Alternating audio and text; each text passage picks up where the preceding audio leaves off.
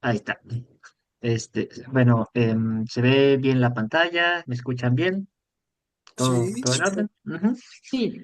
sí, Entonces, podemos comenzar nuestro tercer repaso sí. con Hegel. Y bueno, como ya hice costumbre, pues empezamos ahí con la pregunta, ¿cómo se llama el recurso que utiliza Hegel para explicar el devenir? Y la primera pregunta justo es esa de ¿qué es el devenir? Sí. ¿Qué es eso del devenir? Explicar el devenir. Yo no recuerdo. Pues que algo sale y regresa, ¿no? No exactamente. ¿Qué es el devenir? Porque ya dijeron que dialéctica, ¿no? Así, muy Sí. seguras. Sí. Pero, pues, ¿qué es el devenir? O sea, ¿qué es lo que está explicando la dialéctica? La dialéctica es la tesis, antítesis y síntesis, ¿no? Sí. Ujú. Sí, Esa sí, es la sí. dialéctica. Ajá. Ujú. Y esa cosa lo que ayuda a explicar es el devenir. Es más, les hubiera puesto la pregunta al revés, ¿no? La dialéctica explica el devenir. ¿Qué es eso? El devenir, pues, es una forma como elegante bueno, un poco filosófica, en la que los filósofos llaman al cambio. O sea, una cosa deviene otra. O sea, por ejemplo, un niño deviene adolescente y el adolescente deviene adulto. O también puede ser un sinónimo de evolución, o puede ser un sinónimo sí, de cambio en general, ¿no? Ujú. Y pues en efecto, la respuesta correcta es la dialéctica. Y vamos a repasar un poquito, pues, qué era eso, ¿no? Ujú. Ujú. Eh, Ok. que es como la idea famosona de Hegel, ¿no? La dialéctica es cuando una cosa encuentra su contradicción en sí misma o fuera de sí, la Ujú. asume y la supera. Ujú. Ujú. Entonces, justo es esto como que tenemos la tesis, que es la cosa en su estado actual, por ejemplo, una semilla, ¿no? Y la tesis se enfrenta con la antítesis, o sea, la negación de esa cosa, o sea, Ujú. la no semilla, ¿no? Ujú. Y se genera una síntesis, y la síntesis es una nueva cosa, una planta, por ejemplo, ¿no? Entonces, aquí lo que quiere expresar Hegel es que para que una planta, digo, para que una semilla se convierta en planta, primero tiene que negar su ser, o sea, su ser semilla, ¿no? Para dar cabida a ser planta, ¿no? Ujú. Pero no es una negación así como de blanco y negro o de eliminación absoluta o de destrucción, ¿no? Sino que la planta como que asume, ¿no? Asume a la semilla, pero la supera, ¿no? O sea, Ujú. la planta en algún momento fue semilla, pero superó ese ser semilla y lo superó negándolo. ¿Te bañaste? Ujú. ¿Sí? Ujú. Esto entiende también muy bien pues en el devenir, en el transcurso de la vida humana, ¿no? O sea, cuando un bebé pasa a ser niño, ¿no? Se niega el ser bebé, ¿no? Ujú. Y se supera ese ser bebé para convertirse en niño, ¿no? Pero no es una negación como de destrucción, o sea, no es como que el niño haya destruido al bebé, ¿no? Sino que más bien como que lo absorbió, lo asumió, ¿no? Como que sigue siendo parte de sí, ¿no? Pero de manera ya superada, ¿no? ¿No puede decir evoluciona? Evoluciona, sí, exactamente, ¿no? Ujú. Sí, evoluciona Sí, de bebé a niño, ujú, evoluciona de semilla a planta. ujú, sí, exactamente, ¿no? Ujú. Pero ahí hay que tener en cuenta que cuando decimos que evoluciona, no es que destruya lo anterior, ¿no? No, sino que lo lo, cambia. lo, exactamente, lo cambia y hay algo que todavía permanece, ¿no? Pero en Sí, un nivel superior. así Ujú, es. Ujú, exactamente, sí. Eso es la dialéctica, básicamente, ¿no? ujú, Y Hegel la utiliza para explicar, pues así como mil cosas, casi todo en el universo, este, se comporta según las leyes de la dialéctica. Y un uso muy particular y muy interesante es lo que Hegel llama la dialéctica del amo y del esclavo, que es cómo se comportan los opuestos en las relaciones humanas, ¿no? Y dice Hegel que cuando un ser humano viene al mundo, se enfrenta a las otras conciencias. Él llama, le dice conciencias, ¿no? No le dice ser humano, le dice conciencias, pero pues, es una cuestión meramente terminológica, ¿no? Entonces, ujú, cuando yo vengo al mundo, yo me topo con otras conciencias, ¿no? Y yo me enfrento a esas otras conciencias. Y cuando me enfrento a otra conciencia, lo que busco es que esa otra conciencia me reconozca como, pues, como una conciencia, ¿no? O sea, en los niños ujú, es muy común como que un niño busque reconocimiento de los demás. O sea, como decir, mírame, aquí estoy, ¿no? O sea, hace cosas como para decirle a los demás, a los adultos, a otros niños, mírame, aquí estoy, reconóceme como un ser humano, reconóceme como una conciencia. Ujú. ujú, Y eso es muy interesante porque así se va formando la idea del yo, según Hegel. O sea, un ser que no se enfrente a otras conciencias simplemente no genera una idea de yo. O sea, necesitamos de los otros seres humanos, para generar nuestra propia idea de yo. Necesitamos que los otros nos reconozcan como, como un ser humano para poder identificarnos como seres humanos. ¿Sí? ¿Sí? ¿Esto más o menos queda claro? Sí. ujú, sí. ¿Sí? O sea, aquí estamos en el proceso de la antítesis, ¿no? O sea, mi yo necesita de un no yo o de alguien, de un otro, para poder conformarse, ¿no? Y la forma que adopta esta conformación es que generalmente una conciencia logra la supremacía sobre la otra, o sea, digámoslo así, gana, ¿no? El reconocimiento, y la otra conciencia se somete. Y es lo que Hegel llama el amo y el esclavo, Ujú, ¿no? O sea, es como una metáfora, ¿no? Estas relaciones de amo y esclavo se dan en montones de dimensiones en nuestra vida diaria. Eh, yo puedo ser amo, por ejemplo, con respecto a, a un niño, ¿no? O sea, si yo me impongo ante un niño, yo soy el amo y el niño es el ejemplo, sí, el caso del esclavo.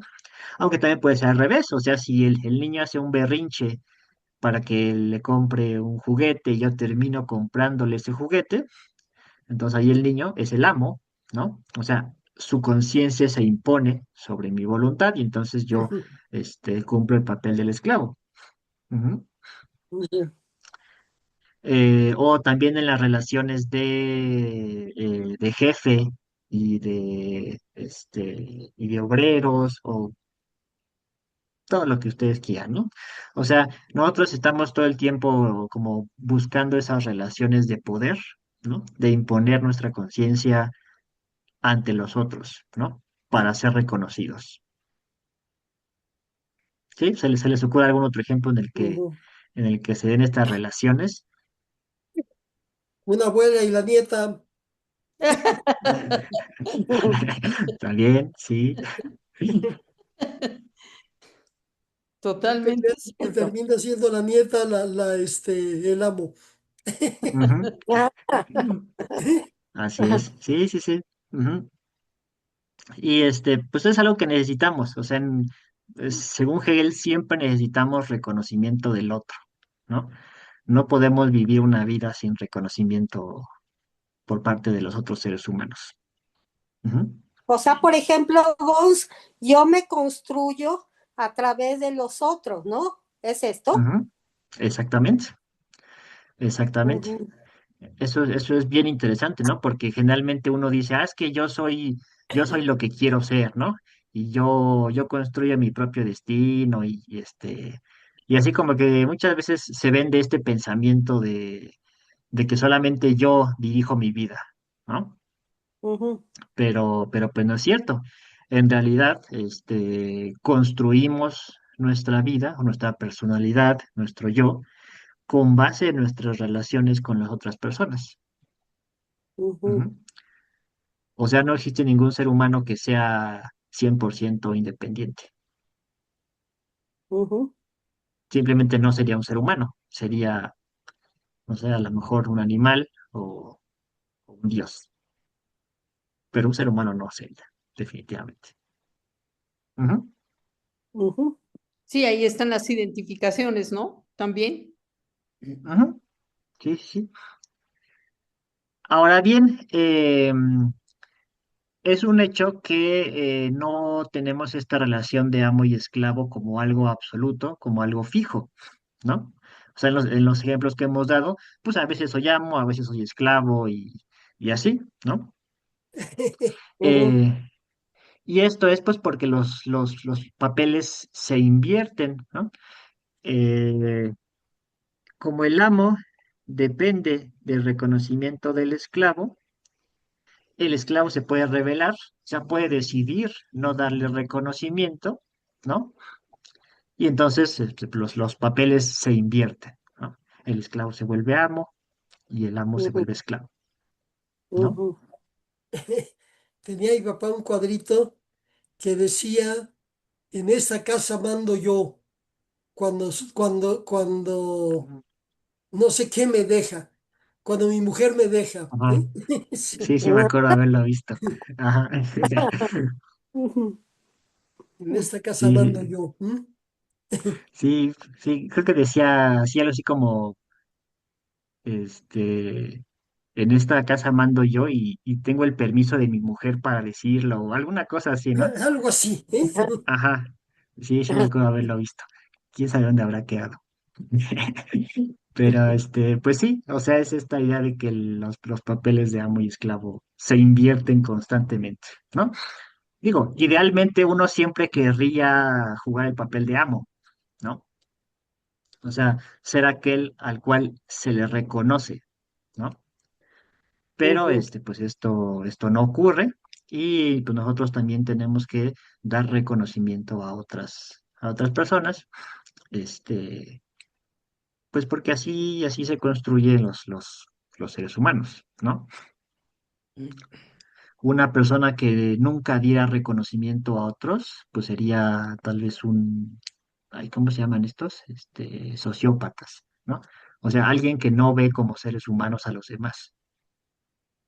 ujú. O sea, que no Así, siente nada por otros seres humanos. A lo mejor Mm. ahí podría ser alguien que se considera a sí mismo siempre como amo.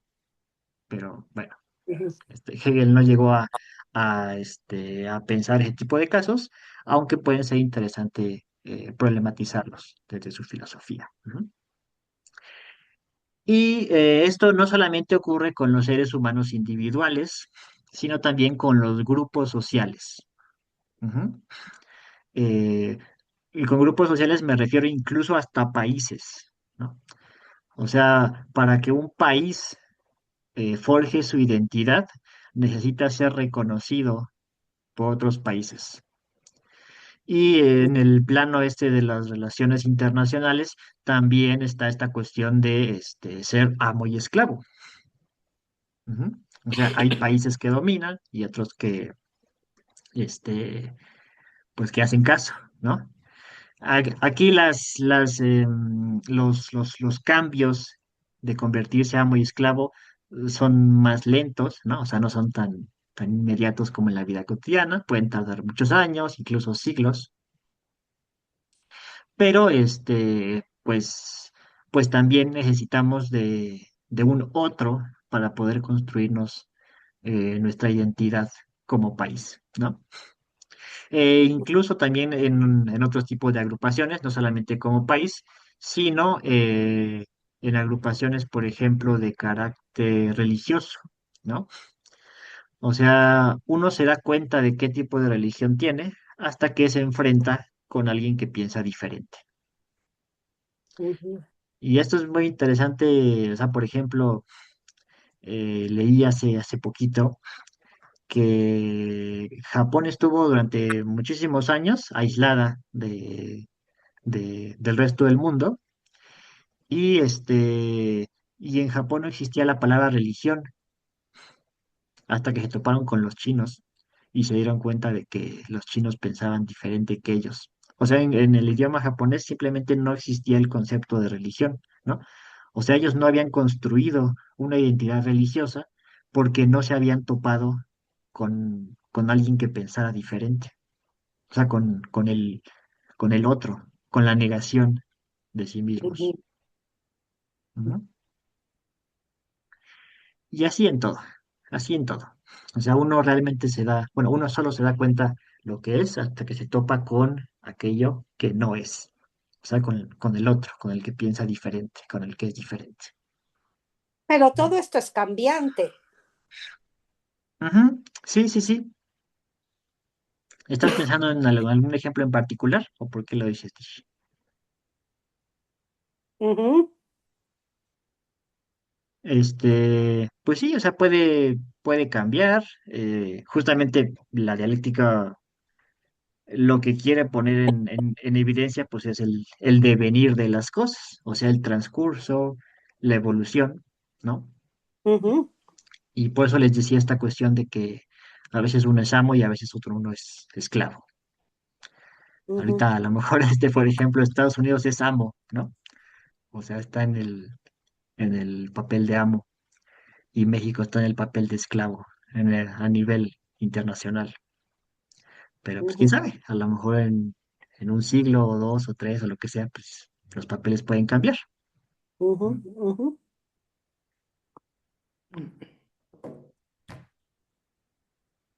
Y pues esto se aplica también a la historia universal, o sea, que la historia avanza por negaciones, o sea, para que hayan surgido los romanos tuvieron que negar, por ejemplo, a los griegos, ¿no?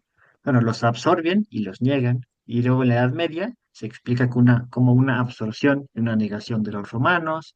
Y el Renacimiento se explica como una absorción y negación de la Edad Media. Y así nos vamos para adelante. ujú. Bueno, ¿alguna duda, algún comentario, alguna objeción a esta idea de la dialéctica? No, está bien. Ajá. ¿Mm? Y bueno, pues ese es Hegel, ¿no? Ese es Hegel, con una idea muy potente. Pero eso es la vida, si te vas dando cuenta, eso es la vida. Hay dialéctica en todo, ¿no? Sí, ¿Verdad? Ujú. sí, sí. Sí, sí, sí. Pues esa era la tirada de Hegel, o sea, intentar utilizar un, un esquema para explicar todo. Bueno, así son Ujú, los filósofos, ¿no? O sea, intentar explicar el universo, la totalidad del ser, de los seres, mediante una idea. sí, Bueno, porque desde el momento en que perdón. todo va cambiando, que eso es ahora sí que el universo y todo, entonces ahí está la dialéctica, ¿no? Sí. Ujú, ujú. No sé si cuadre esto, pero como anécdota nos llamó mucho la atención y me pareció muy simpática. Hace tiempo visitamos Florencia, ¿sí? Y estábamos en un castillo, visitando un castillo que se llama el Castillo de Pitti, ¿sí? Este, bueno, estábamos visitando el castillo y lo que a mí me llamó mucho la atención, morbosamente yo creo, es que todas las estatuas que había ahí no tenían Pitti, todas se las habían mochado. Ujú. Y a todos nos parecía muy raro. ¿Por qué? O sea, ¿de qué se había tratado esto? Y una persona guía de ahí nos explicó y nos dijo, es que cuando llega un conquistador, tiene que destruir la obra de los otros para darse su poder, para imponer su fuerza sobre los otros. Entonces, destruir la, este, para destruir esa imagen, ¿sí? Entonces, no podían, tenían que destruir lo anterior, lo del otro, ¿sí? Las símbolos del otro. Y entonces, aquí el rollo era que cuando los romanos llegaron a destruir estatuas griegas, ¿sí? Tenían que destruir todo. Y entonces era mucho trabajo, muy complicado. Y entonces encontraron que si le rompían el piti, entonces ya no eran imágenes perfectas a los cuales los otros tenían que adorar. Y, y entonces ya tenían que irse con los romanos porque los dioses de ellos, las gentes, los ascendientes de ellos, no eran perfectos. Y entonces los hacían imperfectos para que dejaran de tener valor. No sé si me explico. ¿Sí? Ujú, ujú. A mí me llamó mucho la atención, digo, me dio mucha risa eso de que para no romper toda la estatua, pues nada más le quito el piti y ya. Ya no es una estatua perfecta. Sí, ya no es perfecta, entonces ya no significa nada para mí porque no es perfecta. Sí, y es lo que utilizaban los romanos para imponer su autoridad. Ujú.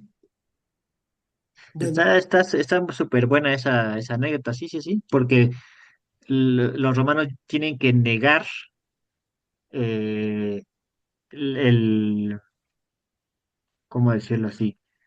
La concepción simbólica de los griegos para poder imponerse, ¿no? así es, O sea, ni siquiera tiene que ser una negación física total, o sea, como dices, ¿no? Ni siquiera tienen que destruir los templos y las estatuas completos, ¿no? Sino que basta con una acción simbólica para negar al otro, ¿no? Pero bueno, eh, entonces ahí tenemos a Hegel, está muy bonito y todo, y después sigue su archienemigo, Schopenhauer. Schopenhauer. ¿Se Ah, acuerdan que Schopenhauer. Schopenhauer. tenían ahí pique Hegel y Schopenhauer? Bueno, en realidad, más que lucha entre los dos era que Schopenhauer odiaba a Hegel. O sea, Hegel ni lo conocía, o sea, como que ni lo topaba. Este, pero Schopenhauer tenía ahí, ¿cómo se dice? Como tirria contra Hegel. Se llama envidia Gonzi. Envidia, exactamente. Ajá. Y la pregunta de Schopenhauer dice, ¿qué postula Schopenhauer como fundamento de todo el universo? ¿La materia, Dios, la voluntad o la conciencia? Ay, ese no sé, no me acuerdo. ¿Era la voluntad? Un voto por la voluntad. Ah, de todo. Y vámonos. En efecto, es Ay, la muy voluntad. bien. Ah, Ajá. Le atinó Nora. Sí, muy bien. Sí, sí, sí. ¡Eh! Así es. Schopenhauer tiene una filosofía un poco extraña. Él decía que o sea, tenemos nuestro mundo en el que vivíamos todos los días, la naturaleza, todo esto, o sea que aquí pues está representado así con todo esto que está alrededor, ¿no? Pero en el fondo eh, hay una especie de, no sé cómo llamarlo, de fundamento último, de esencia o de substancia última, que es la que fundamenta todo el universo, y que Schopenhauer llama voluntad. Y esto responde a el hecho de que todas las cosas tienen una tendencia irracional a permanecer. ¿Qué quiere decir esto? Eh, pues que, por ejemplo, yo me siento en mi silla y mi silla resiste. O sea, hay una tendencia de la silla a permanecer, o sea, a seguir existiendo. Lo mismo pasa con la mesa en la que estoy apoyado, con las paredes, o sea, tomen cualquier objeto en sus manos, ¿no? Y el objeto se les resiste. ¿M? Algunos objetos más, otros menos, o sea, a lo mejor un panquecito, pues lo pueden apachurrar, ¿no? Pero aún así tiene cierta resistencia, ¿no? Tiene una tendencia a permanecer en la existencia. Ujú. Ujú, Y es una tendencia irracional porque no es que quieran, simplemente sucede. O sea, no es que la mesa quiera seguir permaneciendo en el ser, o si o quiera seguir existiendo. ujú, Simplemente como que existe y permanece en la existencia, no se desvanece así de pronto, en la nada. Ujú. Y ujú. esta tendencia a permanecer es lo que Schopenhauer llama voluntad. O Ujú. sea, no es la voluntad que nosotros entendemos. No, no. No, esa voluntad se expresa en los seres vivos, ahora sí, como la voluntad que nosotros entendemos, ¿no? O sea, como Ujú, el querer hacer algo. Ujú. ujú, O sea, como que en los objetos así físicos se expresa en su permanencia, ¿no? En las plantas se expresa en la tendencia a crecer, a reproducirse. O sea, es su manera de permanecer en el mundo. En los animales también se manifiesta en su forma de alimentarse, de reproducirse, de sobrevivir, ¿no? Y en ujú, los seres humanos también se manifiesta así, en ese deseo constante de seguir existiendo. ujú. ¿M? Pero es algo que no controlamos. O sea, siempre como que nosotros queremos seguir existiendo de forma automática. O sea, no estás pensando así en tu mente, ay, hoy quiero seguir existiendo, sino que simplemente como que te sale de tu ser, de lo más profundo de tu ser. Ujú. Ujú. Y esa es la voluntad. O sea, la voluntad se expresa en muchísimas maneras. Ya que Pero no es una digamos, sí, cuestión, perdón, sí, dime, Nora. digamos que podríamos decir en el caso de Schopenhauer que si nosotros queremos vivir es porque tenemos la voluntad de hacerlo. Sí, o sea, entendiendo voluntad en el sentido schopenhaueriano, Ajá, ¿no? sí, por supuesto. Sí, o sea, como un impulso muy profundo, o sea, que proviene de nuestro ser en automático. Ya, Ujú. ok, ok. Es como la Es esencia de aferrarse todas a las la vida, cosas. por ejemplo, Pero, Gons, aferrarse a ¿cómo? la vida. Sí, sí, sí. O sea, en nuestro caso, como seres vivos, la voluntad se manifiesta en nuestro deseo de aferrarnos a la vida. Ujú, ujú. Ujú, Ujú. Y es un deseo que no controlamos, simplemente, pues, sucede, ¿no? O sea, si alguien te quiere matar, pues, tú no te pones a reflexionar si realmente quieres o no seguir viviendo. Simplemente te ujú, defiendes, ¿no? ujú, En automático. Ujú. Esa es la voluntad, ¿no? Eh, eh, yo me acuerdo que cuando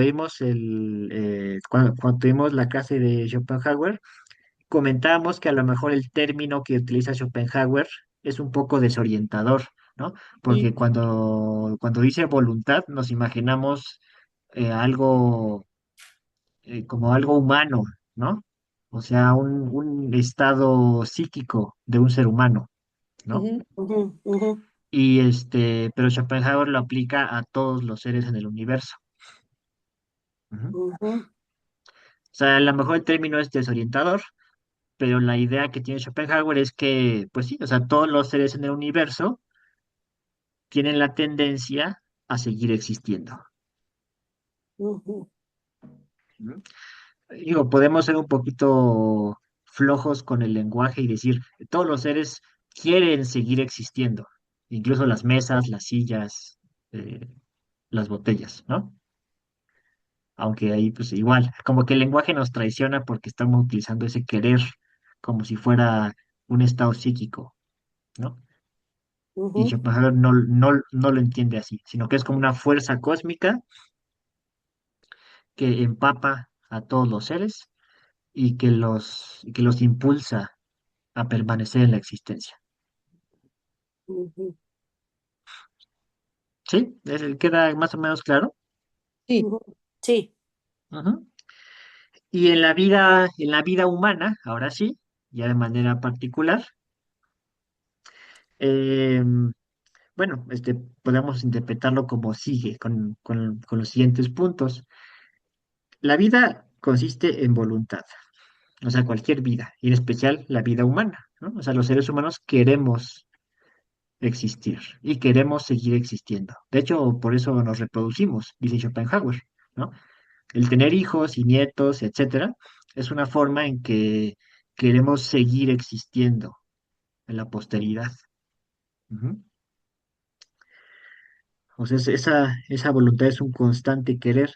El problema es que el querer siempre trae insatisfacción. Esto se parece un poquito a la filosofía budista. O sea, los seres humanos siempre quieren cosas, ¿no? Ujú, Pero nunca van a estar satisfechos totalmente, ¿no? ujú, O sea, un día quieres un quieres carro y te lo una cosa, compras, al día siguiente quieres y al día otra. siguiente quieres otra, ajá, exactamente, quieres otro y te lo compras, y el día siguiente quieres otra cosa y te la compras, y así, o sea, como que vas pasando de una cosa a otra, ¿no? ujú, O sea, nunca terminas de estar satisfecho. ujú. Y esa constante insatisfacción pues, trae dolor y sufrimiento. Y como la vida es constante insatisfacción, por tanto, la vida es constante dolor y sufrimiento. Ahí tenemos la perspectiva de Schopenhauer con respecto a la vida humana en específico. Es una visión pesimista. Sí. Para Schopenhauer, el ser humano siempre va a estar insatisfecho y va a vivir en constante sufrimiento. Ujú. ¿Esto queda claro? Sí, Sí. ¿Están de acuerdo con lo que dice Schopenhauer? sí, No con todo. no en todo, así es, pero sí una Schopenhauer, parte muy importante, sí. yo me acuerdo que lo único que yo me acuerdo de Schopenhauer es que decía que las mujeres eran seres de cabellos largos e ideas cortas. Ah, Sí, ¿te bueno, sí. acuerdas? Decían eso. Ajá. ¿Eh? Que Eso Schopenhauer ya es decía eso, ¿eh? Que eran eso seres ya de es cosa de cabellos su largos e machismo. ideas cortas.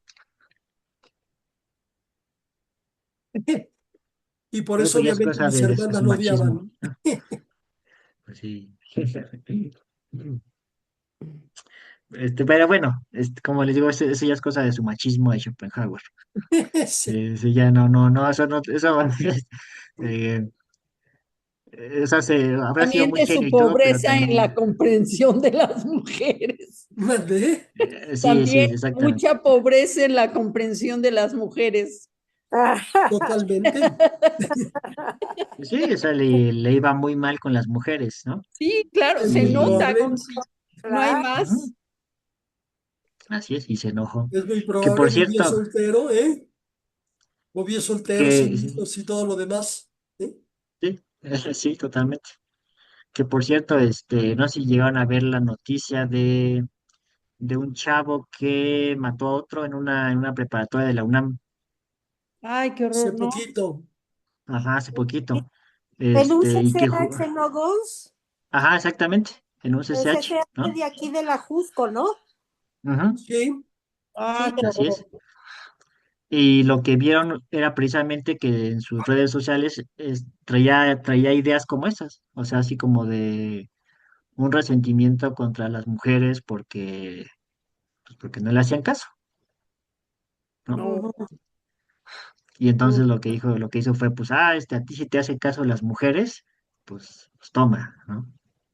Uf, órale. Ujú, Sí, pues sí, parece que está habiendo una especie de renacimiento de este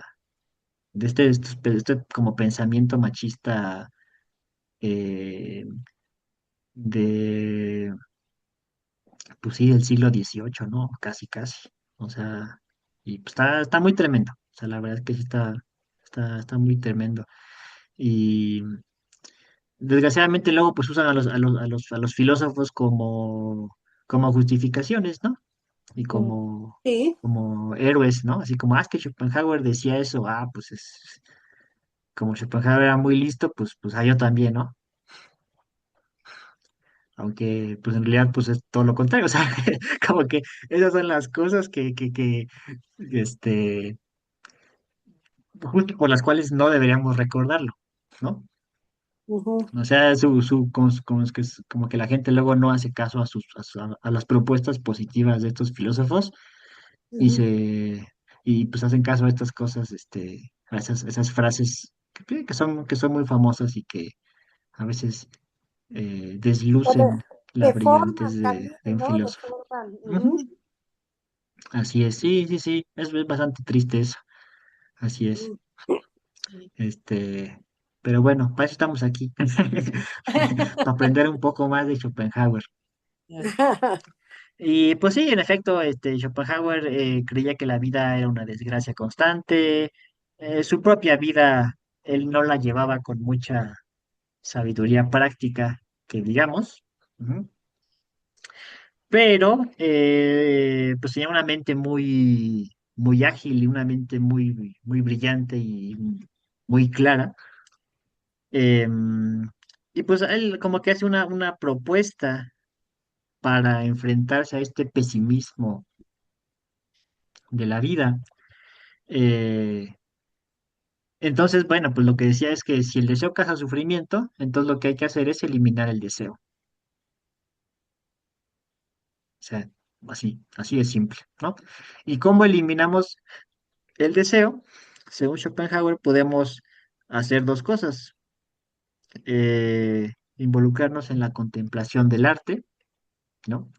El arte Ujú, nos ayuda a eliminar el deseo, porque en el momento en que estamos contemplando el arte, la experiencia estética como que nos saca de nuestros trajines de la vida cotidiana, de nuestros deseos, de nuestras eh, preocupaciones y cosas así. Y entonces durante un breve momento, pues el sufrimiento disminuye. Ujú. O sea, esto es bien interesante porque para Schopenhauer el arte tiene un efecto terapéutico, ¿no? Es algo muy bonito, no sé, es algo muy, muy, muy padre. La otra opción es el ascetismo. ¿Se acuerdan qué era esto del ascetismo? ¿Qué es el Ahora ascetismo? escucha. ¿Qué es? Es la práctica de como eliminar tus pasiones.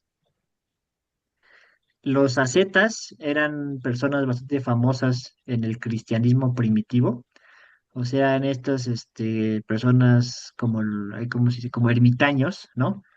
Que se ujú, Ujú, apartaban de todos los lujos, de toda la civilización, vivían en las condiciones más simples posibles, o sea, alejados de todo placer, tanto placer sí, como de comida, bebida, placer sexual, o sea, de todo, de todo, de todo, todo.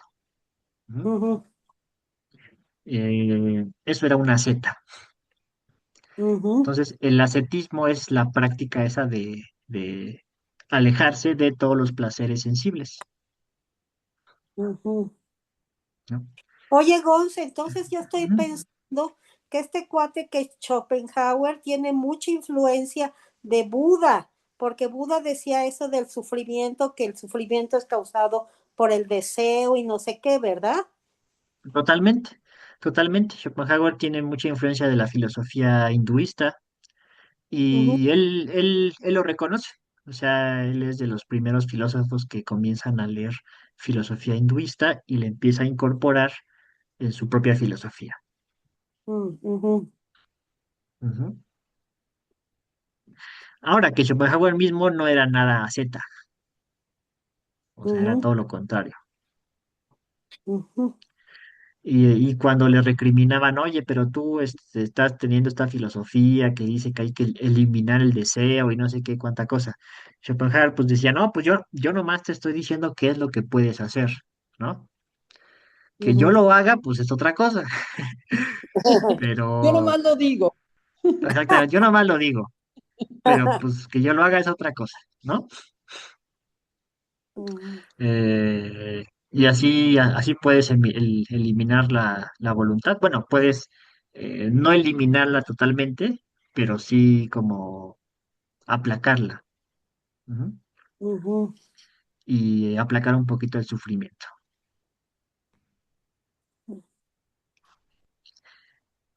Y ya, bueno, pues esta es las ideas básicas de la filosofía de Schopenhauer. De ¿Va? Schopenhauer. Ujú. Ujú. ¿Alguna duda hasta el momento? No, ¿No? ¿Vamos No. bien? Ujú. sí. Y después de Schopenhauer vimos a quién vimos, a Nietzsche. Ah, Mm, Y ahí está la pregunta de Nietzsche. ¿Qué es el superhombre para Nietzsche? Un ser humano capaz de crear sus propios valores, un hombre con fuerza descomunal, un humano que salvará a todos los seres vivos, o, ay, bueno, aquí me tuve un error. La A, ser humano Un capaz de grupo crear particular propios valores.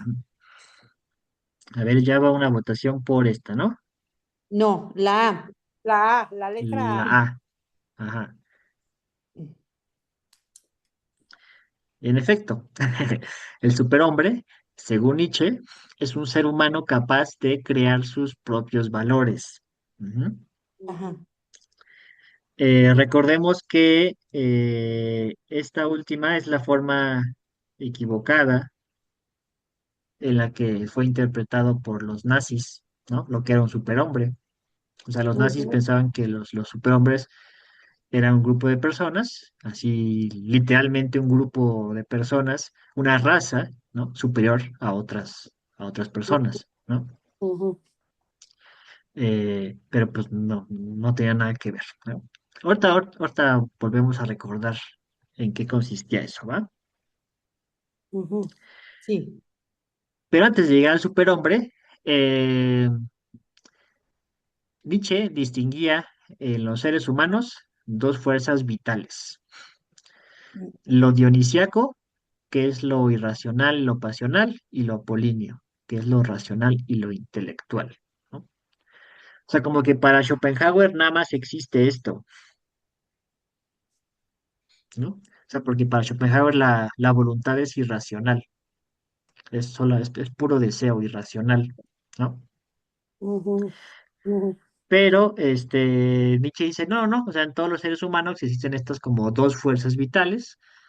Cada persona tiene en su ser estas dos fuerzas vitales, ¿no? Y a lo mejor en algunas personas, como que hay más de lo dionisiaco y en otros hay más de lo apolíneo, ¿no? Pero todos tenemos ambas cosas. Ujú. Y en las culturas también, o sea, hay unas culturas que son más dionisiacas y unas culturas que son más apolíneas. Ujú, Idealmente, ambas fuerzas deberían convivir juntas, ¿no? Y estar en equilibrio. ujú, Pero el problema es que, bueno, según Nietzsche, es que la cultura occidental se ha hiperracionalizado. O sea, la cultura occidental como que ha querido borrar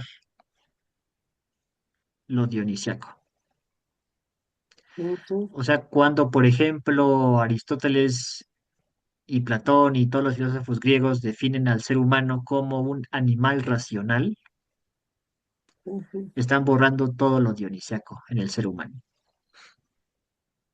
O sea, como si el ser humano solo fuera racional. y como si lo que importara solo fuera lo racional. Y en el cristianismo también pasó esto, ¿no? O sea, que en el cristianismo hubo mucho ataque a las pasiones, ¿no? Ujú, A la sexualidad, por ejemplo, a, a los placeres sensibles y todo esto. O sea, se tachó a todas esas cosas y eran como, no, no, es que eso es está mal y hay que borrarlo de la humanidad, ¿no?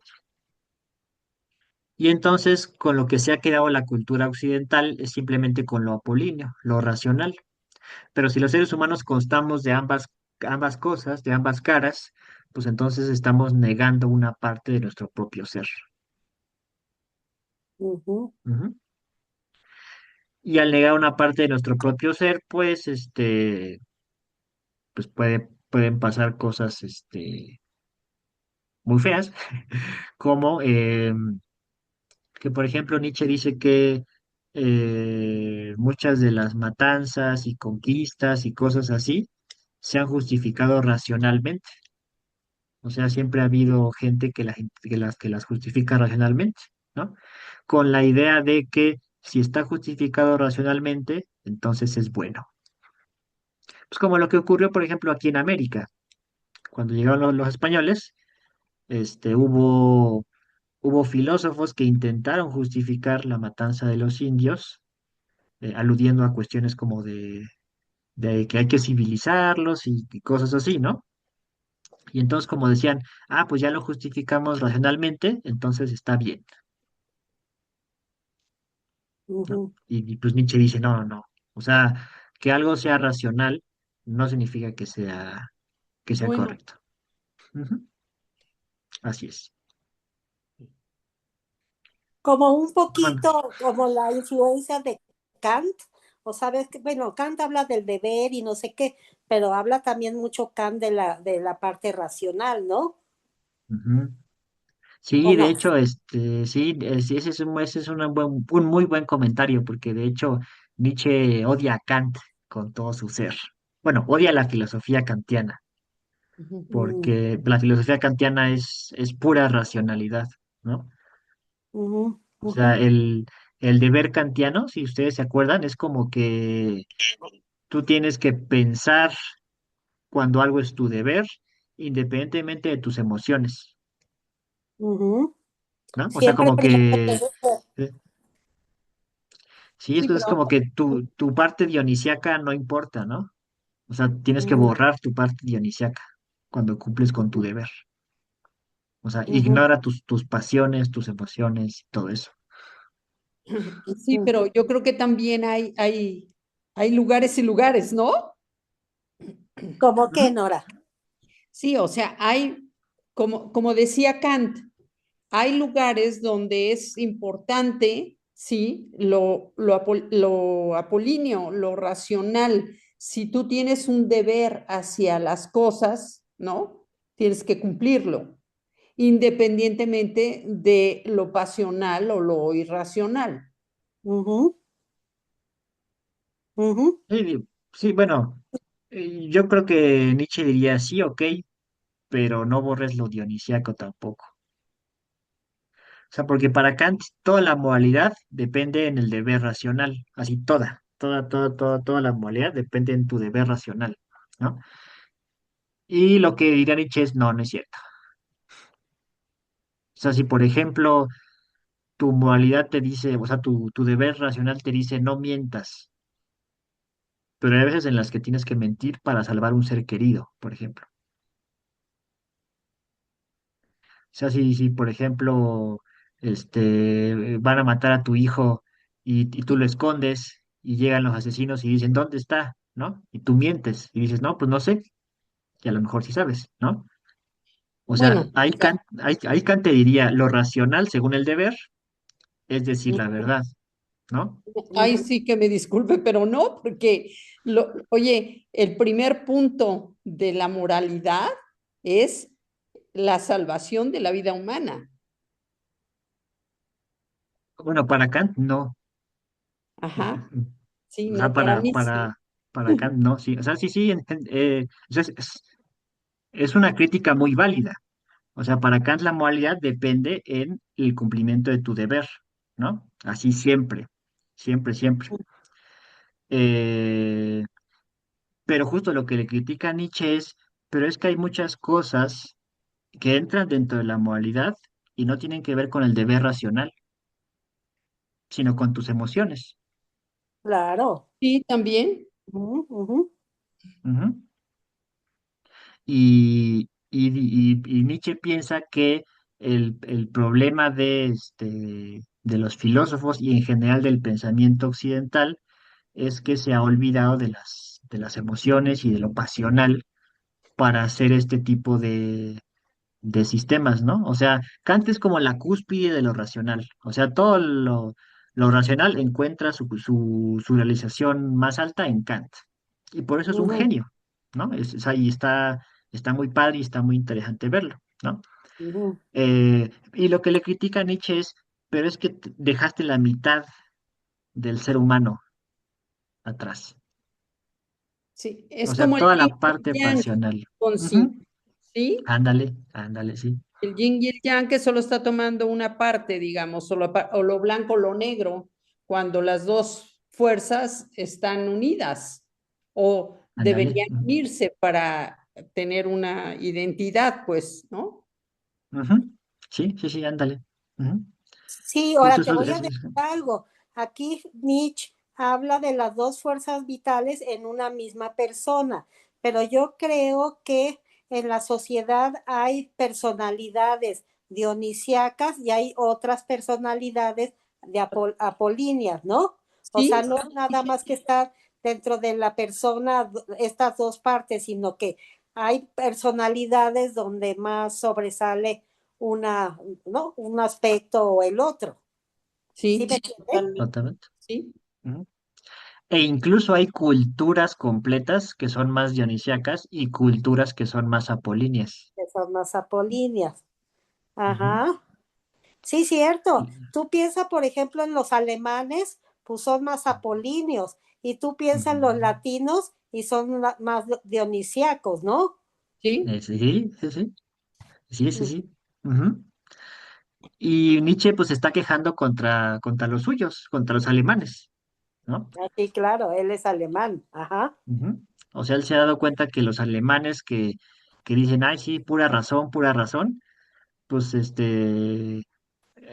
llegan a extremos, ¿no? En donde se olvidan de lo pasional y Ujú, y pues hacen cosas terribles, ¿no? ujú, Digo, a Nietzsche ya no le tocó, pero pues las dos guerras mundiales son un exceso de la racionalidad humana.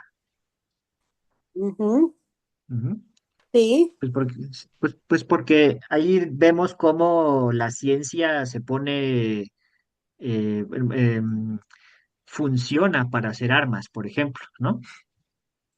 Ujú, Este, y ahí Nietzsche diría, pues ahí está el claro ejemplo de cómo lo racional termina siendo algo terrible.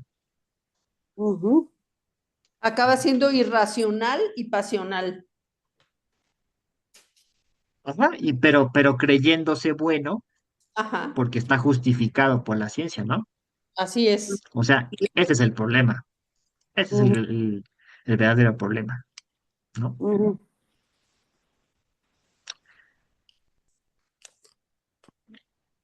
Luego tenemos otro tema que está un poco, ay, ay, perdón, está un poco relacionado con lo anterior, que tiene que ver con la noción de que el ser humano suele entronizar sus ideas. ¿En qué quiere decir esto? Que a los seres humanos les gusta poner eh, en el trono de lo más grande alguna idea. Ujú. Por ejemplo, en la Grecia clásica decían lo máximo es la filosofía. Luego en la Edad Media decían, lo máximo es Dios. En el Renacimiento decían lo máximo es el ser humano. En la edad moderna decían, lo máximo es la ciencia. En la edad contemporánea a lo mejor dirían muchos, lo máximo es el dinero. ¿Mm? El punto aquí es que todos estos elementos son tratados como si fueran, pues, un dios, ¿no? O sea, como si fueran, como si estuvieran en su Ujú. pedestal, ahí como valores inamovibles. Ujú. Por eso dices que entronizan una idea. Ujú. Exactamente. Y cuando Nietzsche habla de la muerte de Dios, lo que dice es, hay que, hay que tirar el trono. O sea, los seres humanos generalmente Ujú. dejan el trono intacto y lo único que hacen es poner una cosa y quitarla y poner otra y quitarla y poner otra, ¿no? Pero el trono ahí está. Y lo que dice Nietzsche es, hay que tirar el Ujú. trono. Hay Ujú. que dejar de regirnos por estas ideas que la sociedad nos impone como si fueran los ideales máximos. Ujú. Ujú. Y aquí es donde viene a salvarnos el superhombre, según Nietzsche. O sea, Ujú. lo que hace el superhombre, en alemán Übermensch, es crear sus propios valores. Ujú. Es decir, el superhombre ya no adopta ninguno de estos, o sea, ya no adopta ni la filosofía, ni a Dios, ni al ser humano, ni la ciencia, ni el dinero, ¿no? Como valores máximos, sino que él mismo se crea sus propios valores según los cuales rige su propia vida, Ujú. ¿no? O sea, el superhombre no es así como pensaban los nazis, una raza superior, ni nada por el estilo. Es más bien un ser humano que es capaz de cuestionar los valores que le han impuesto y proponer sus propios valores. Ujú. Idealmente serían unos valores que estuvieran de acuerdo con el equilibrio entre lo dionisíaco y lo apolíneo, ¿no? O sea, valores que rescataran lo pasional, las emociones, pero también lo racional del Ujú. ser humano. Como les decía en la clase que vimos a Nietzsche, ahí las interpretaciones al respecto son difíciles porque Nietzsche mismo no nos da un ejemplo de cómo podría ser el superhombre. O sea, Ujú. Nietzsche no nos dice, el superhombre tiene que postular como valores X y Y, porque si nos estuviera diciendo él, entonces, pues ya no, el superhombre ya no será superhombre, ¿no? Es la idea que los alemanes tenían, Hitler y Ujú. ellos, ¿no? Así es. Ujú, Del superhombre, pero el superhombre malentendido. ujú. Así es. Ellos entendían el superhombre como una raza superior que estaba justificada a invadir otros países y a aplastar a otras razas. Ujú. Ujú. ¿No? Pero si ustedes se dan cuenta, eh, lo que hace, bueno, Hitler y compañía es que conserva el trono y lo que pone en el trono es el concepto de raza. ¿El concepto de qué? Raza. Raza, ¿Ah? Ujú. ujú, el concepto de raza, específicamente la raza aria, Ujú. ¿no? O sea, Hitler está haciendo lo mismo que han hecho todos los demás. O sea, conserva la idea de un trono, de un Ujú. pedestal ahí superior, Ujú. y en ese pedestal pone el concepto de raza aria. Y entonces Ujú. dice, la raza aria es lo máximo, Ujú. ¿no? Pero no está creando ningún valor nuevo. Ujú. Sí, sí, ¿queda claro esto? Sí. Sí. O sea, lo que propone Nietzsche es quitar el trono, ¿no? No que sigas poniendo cosas ahí, en el ideal del trono, sino tira el trono totalmente. O sea, deja de regirte por esos ideales que te han impuesto otras personas y crea tus propios ideales, crea tus propios valores. Esa es la propuesta de Nietzsche. Sí que es algo muy diferente a lo que acabó siendo, ¿no? Porque Totalmente.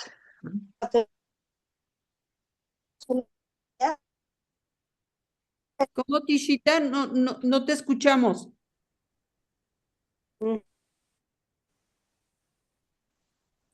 Creo que Tishita, se le cortó Ah, no el me audio. escucharon. es Que, que se espérate cortó. tantito. Que cuando tú, Ya. sí, que cuando tú entronizas una idea, la idea que sea, tú te conviertes de alguna manera en una persona radical. O sea que no, o sea, llevas a tu máximo tu idea. Es esto, ¿no, Gonz? De entronizar una Ajá. idea. Así es. O sea, cuando conviertes en rey a una idea, tú te vuelves su esclavo automáticamente, ¿no?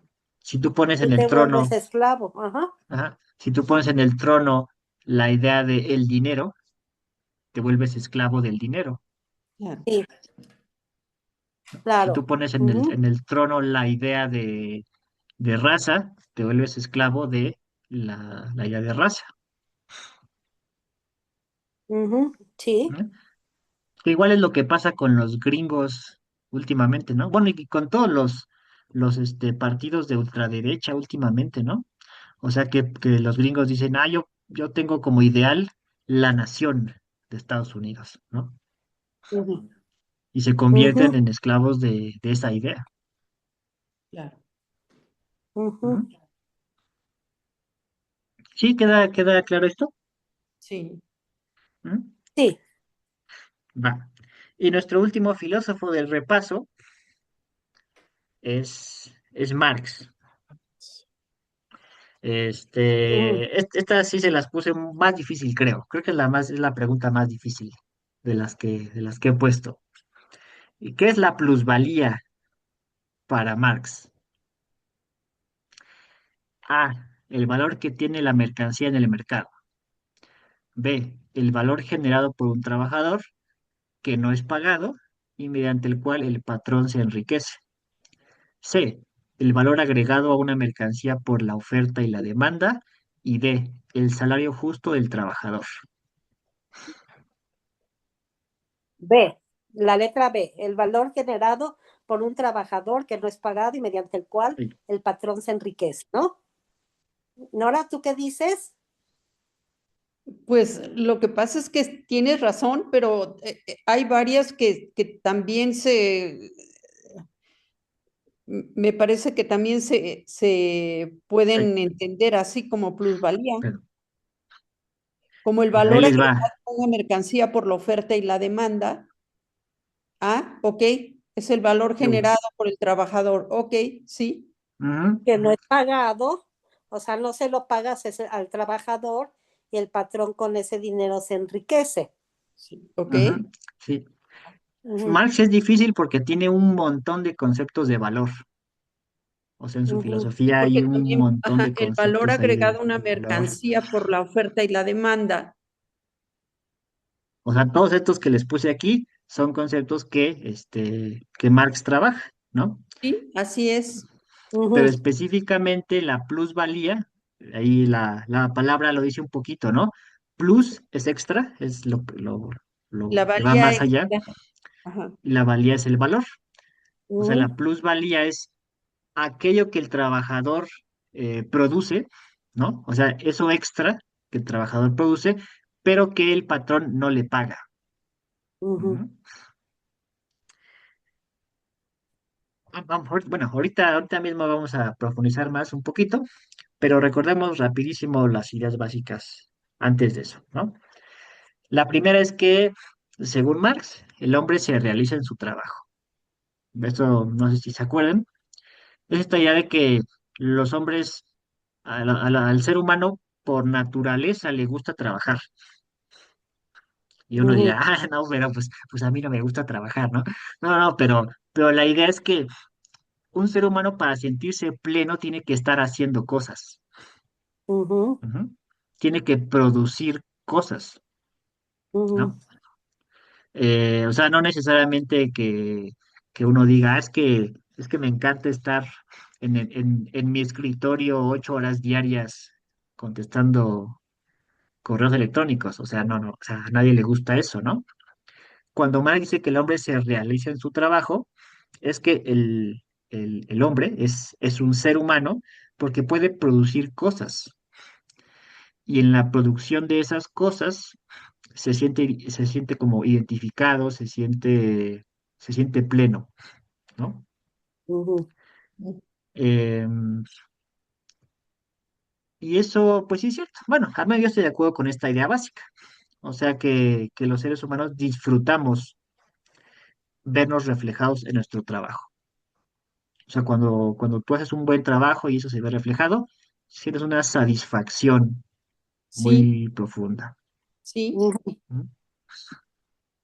A mí me gusta trabajar. Porque te gusta lo que haces, justamente, Laura, ¿no? Sí, sí, sí. ¿No? Me Y porque encanta. y porque te sientes realizada en ese trabajo. O sea, Sí, ese sería el ideal, según ujú, Marx, ¿no? O sea, sí. que todos hagamos cosas en lo que nos veamos realizados. ujú, Desgraciadamente esto no sucede, ¿no? Según Marx, en el capitalismo se enajena lo que el trabajador produce. O sea, por ejemplo, antes, pongamos el ejemplo de un zapatero. Antes un zapatero trabajaba para sí mismo, para ganarse su, su propio dinero, ¿no? Para su negocio, ¿no? Y él hacía sus zapatos con su estilo. O sea, él se sentía realizado en sus zapatos porque pues tenían ahí su estilo personal, ¿no? El problema con el capitalismo es que ahora el patrón le paga al zapatero 8 horas de trabajo o 10 o 12. Bueno, acuérdense que en tiempos de Marx los horarios eran bueno, las jornadas eran de 12 horas Ay, diarias, fácilmente. Entonces, el zapatero trabaja 12 horas, ¿no? Pero el patrón solo le paga como si trabajara, no sé, 5 8. horas, 8, o lo que sea, ¿no? Y entonces ese resto de horas, que son horas, pues en que se gana dinero, pues se lo queda el patrón para sí mismo. ujú, Y esa es la plusvalía. ujú. Entonces lo que pasa es que el patrón se enriquece constantemente, mientras que el trabajador se empobrece. Empobrece. Ujú, Ujú. Ese es el gran problema que ha traído el capitalismo, ¿no? O ujú, sea, el empresario le paga menos por su trabajo y se enriquece injustamente. Ahí como, como lo vemos en la imagen, ¿no? O sea, el capitalista le paga un salario al proletariado, pero el capitalista se queda con la riqueza que produce el proletariado o el proletario. Ujú. ujú, ¿Y cuál es la propuesta? Bueno, pues dice Marx, llegará un día en que los proletarios se den cuenta de la injusticia que están viviendo. Ese día van a confiscar los medios de producción y va a llegar la igualdad social, económica y política a la tierra.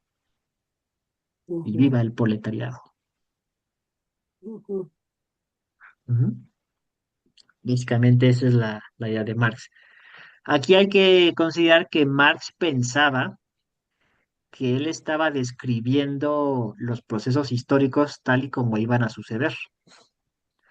O sea, Marx sí creía que iba a llegar un día en que los proletarios tomaran los medios de producción y se hiciera una especie de utopía mundial y todos viviéramos felices, etcétera, etcétera, etcétera, ¿no?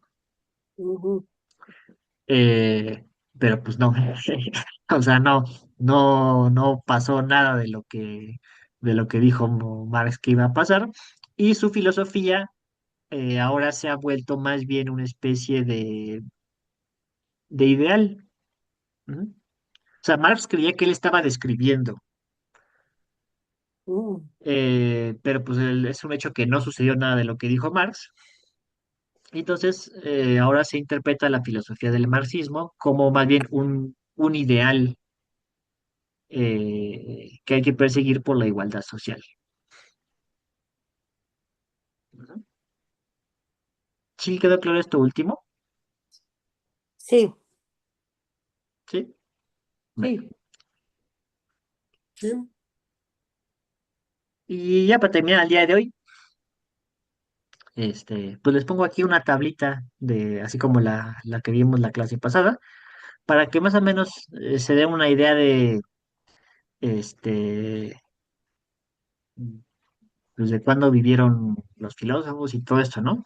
O sea, puse a Kant ahí primero como referencia, que es el que ya habíamos visto, ¿no? Que acuérdense que nació en, en una parte que actualmente pertenece a Rusia, ¿no? ujú, Después de Marx viene Hegel, que él es del sur de Alemania. Ujú. Después de Hegel viene Schopenhauer, que curiosamente Schopenhauer nació en Polonia, bueno, en lo que actualmente es Polonia, aunque anteriormente pertenecía a Prusia, o sea, a Alemania, ¿no? ujú, Eh, Después vimos a Nietzsche, ¿no? Que igual también es de Alemania, ¿no? Y en último lugar vimos a Marx. Y ustedes pueden ver ahí en la tablita que de hecho Marx es antes de Nietzsche, ¿no? casi todos Él fueron lo como hace. contemporáneos. Sí, o sea, sí, como Ujú, que se van escalonando todos. Ujú. ujú. Kant con Aun- Marx no, pero los otros tres, pues más o menos parte de su vida fueron contemporáneos. Ujú. No, ujú. Sí, Capus Pira, por ejemplo, el que más vivió 1840. fue Nietzsche, ¿eh? ¿Eh? El que más vivió de esos fue Nietzsche. Ah, tienes razón, o sea, cuando Nietzsche nace, muere Hegel, tienes razón, Ajá, ¿cierto? así es. Sí, O sea, Nietzsche no hubiera podido conocer a Hegel, conocer a Hegel, sí, cierto, tienen razón. pero sí Ajá, pudo haber conocido a sí, Schopenhauer y pudo haber sí, conocido a Marx. y Marx. Digo, no se conocieron. sí, De ajá, aquí los únicos que se conocieron fueron Hegel y Schopenhauer. Hegel y Kant, Schopenhauer, ajá, sí, Ujú. muy Todos los poquito demás, de Kant.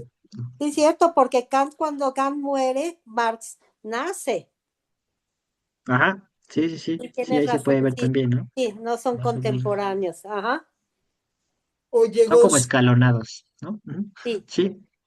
¿qué rollo hay de que dicen que una parte de la doctrina, por llamarle de alguna forma, de Hitler, ¿sí? Ujú, Era basado en Nietzsche, ujú, ¿sí? Pero sin embargo, por ahí alguna vez oí que decían que realmente Hitler no conocía a Nietzsche, ujú, pero que sí conocía a la hermana de Nietzsche, de ujú, Nietzsche, de ujú, Nietzsche, pero conocía a la hermana de Nietzsche. ujú, Entonces, que realmente la hermana de Nietzsche es la que le ujú, platicaba a Hitler de todos los rollos de Nietzsche, ujú, pero la hermana, pero Hitler lo que sabe es la interpretación de la hermana de Nietzsche y no realmente de Y no Nietzsche, realmente de Nietzsche, ajá. ¿sí? ujú, Que realmente el rollo nietzscheano de Hitler, ¿sí? No es el de Nietzsche, sino el de la hermana de Nietzsche. Sí, que la hermana de Nietzsche deformó de alguna manera la filosofía de Nietzsche y es ahora sí que la que tomó Hitler. Pero Hitler no tomó tanto la filosofía de Nietzsche, lo que nos acaba de explicar Gons. Ujú. Sí, hay un gran debate sobre eso. Es un tema que ha ocupado mucho a los estudiosos de Nietzsche. Pues sí, en efecto, Hitler no conoció a Nietzsche, nació después de que murió Nietzsche y no tenía nada que ver con él. Incluso a lo mejor ni siquiera lo leyó ni nada, ¿no? Pero es verdad que conoció a la hermana de Nietzsche, o sea, ya cuando ella ya estaba mayor, ya estaba vieja, ella recopiló todos los escritos de Nietzsche y fundó el Archivo Nietzsche, que es una especie de biblioteca donde estaban todos sus escritos juntos para que quisiera estudiarlo, ¿no? Y se sabe que Hitler visitó el Archivo Nietzsche. O sea, hay fotos donde Hitler ahí, dentro del Archivo Nietzsche, ¿no? Este, No sabemos qué tanto le platicó la hermana a Hitler o no, o sea, cuál haya sido su relación, ¿no? Parece que la hermana esta nunca se quiso unir al partido nazi, ¿no? Eso sí es cierto, pero pues sí estaba bien raro ahí que dejara entrar a Hitler a los archivos Nietzsche, ¿no? Y pues es un misterio, o sea, es un misterio. Ok. O sea, existe la teoría, este, pues sí que en efecto la manera en que la hermana acomodó los textos de Nietzsche y los publicó, daba la sensación de cierta interpretación, nazista, ¿no? O sea, eso es muy posible, ¿no? De ahí a que la hermana haya sido nazi, pues quién sabe. Ujú. Es un misterio ahí, ¿no? Y sí hay casos de filósofos, ahorita no me acuerdo los nombres, pero sí hay filósofos que estuvieron o sea, que fueron filósofos oficiales del Estado nazi, ¿no? Y ellos sí tomaron los escritos de Nietzsche, tal y como fueron publicados por la hermana, y ellos sí escribieron cosas interpretando de tal modo que apoyaban el nazismo. Ujú. Ujú. Así que lo que es más probable es que, aunque la hermana no haya sido la autora intelectual de la interpretación nazi de Nietzsche, la manera en que publicó los textos sí dio pie a esa interpretación. Ujú. Sobre todo el rollo Ujú. del superhombre, ¿no? Que es lo que Sí. buscaba, que Y es lo de que la buscaba raza Hitler. aria y no sé qué. Ajá. Ujú. Es lo que buscaba Sí. Hitler, el superhombre. Ujú, Ujú. sí. Ujú. Sí, sí, sí. Y es Bueno, que incluso hay, la hay raza aria. pasajes de Nietzsche, perdón, ¿me ibas a preguntar otra cosa? Ah. Hay pasajes de Nietzsche, o sea, que él escribe poéticamente, donde dice así como, es que el superhombre con su melena dorada ante el sol, o sea, como cosas así, ¿no? O sea, como que te lo imaginas al superhombre así como un tipo así guapo y Un rubio poderoso nazi, y musculoso, ajá, sí. exacto, Pero pues era como metafórico, como poético, ¿no? Y los nazis claro. lo interpretaron literalmente. Y ellos dijeron, pues el superhombre es un rubio bueno, es un cuate con melena rubia. Ay, mira, yo soy rubio, pues yo debo ser el superhombre, ¿no? O sea, como que se fueron a lo literal, ¿no? Sí, Sí, Sí. eso, Ujú. eso, eso pasó. sin embargo, Hitler era la raza aria. Él pensaba que la raza aria era la superior. Ujú. Sí, sí, Sí, sí. Ujú. el Cuando super. Así Hitler es. y tenía esas características físicas, Hitler no era el güero alto, fornido, no sé qué, para nada. No, no, Hitler no. era de una familia de judíos y así varias cosas que están en contradicción. Ujú. Sí, sí, sí. Y ahí de hecho podemos ver una cosa eh, que Nietzsche expresamente dice que está, pues, que está chafa, que es cuando uno utiliza la razón para justificar sus propias ideas egoístas, ¿no? O sea, Nietzsche estaba en contra de la hiperracionalización de las ideas, ¿no? Y de hecho Hitler hace eso que Nietzsche dice que no se debe hacer. O sea, porque Ujú, Hitler ya traía sus ideas intolerantes, racistas y todo eso, y lo que hace es intentar racionalizarlas, justificarlas mediante la razón. ujú, Y utiliza a Nietzsche mismo, o sea, utiliza los escritos de Nietzsche para hacer esa justificación racional. ujú. O sea que Sí, Nietzsche seguramente se retorció en su tumba a más no poder, ¿no? O sea, porque Hitler hizo todo lo que Nietzsche decía que no se debía hacer. Pero la Así verdad es. así. Ujú, No, pero la figura, o sea, no es la profundidad en la que te metes a la teoría de Nietzsche, sino en lo de encimita. ¿Sí? O sea, ujú, el superhombre de Nietzsche no es ni de lejos el superhombre de Hitler. O ujú. sea, lo que Nietzsche se llamaba el superhombre no es el mismo que Hitler llamaba el superhombre. Sí.